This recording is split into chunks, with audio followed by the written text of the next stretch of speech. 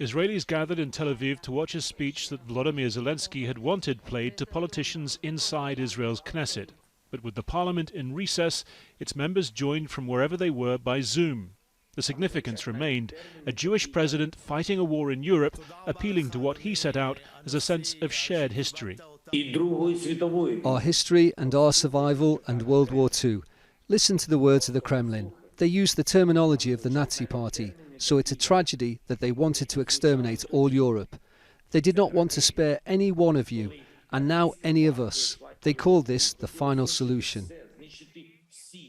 But it wasn't long before Ukraine's president pivoted to the present and the Israeli government's current policy.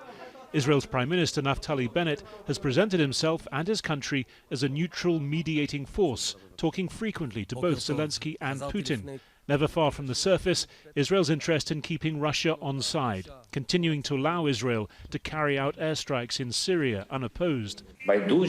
Is it indifference, calculation, or mediation without choosing sides? I leave it to you to choose the answer to this question. I only note one thing, that indifference kills. Calculations often turn out to be wrong, and mediation is only possible between countries, but not between good and evil. Zelenskyy went on to chide Israel for not adopting sanctions against Russia or sending any of its high-tech weaponry, which he said could save Ukrainian lives.